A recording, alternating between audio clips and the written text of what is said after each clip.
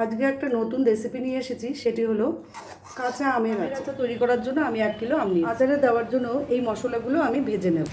এই মশলাগুলো আমি কাঠখোলায় ভেজে নিয়ে কিছুটা তেল দিয়ে তার মধ্যে আমি লঙ্কা ছেড়ে দিলাম, কিছুটা পাঁচফোড়নটা ভাজা হয়ে গেছে।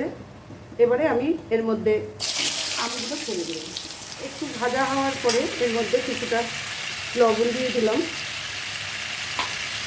একটু লঙ্কার গুঁড়ো দিয়ে দিলাম আর হলুদ দিয়ে দিলাম। কিছুক্ষণ ভাজা হওয়ার পরে এর মধ্যে পরিমাণ মতো চিনি দিয়ে দিলাম। আচারটা একদম রেডি হয়ে গেছে। আর যে ভাজা মশলাটা করে রেখেছিলাম সেটা এখন আমি দিয়ে দিচ্ছি। এর মধ্যে অল্প পরিমাণে লেবুর রস দিয়ে দিতে হবে। আমের আচারটা খুব টেস্টি হয়েছে, দেখো কেমন সুন্দর কালারটা এসেছে, খুব সুন্দর কালার। আর যত গরম পড়বে এই আচার খেতে ততটাই ভালো লাগবে।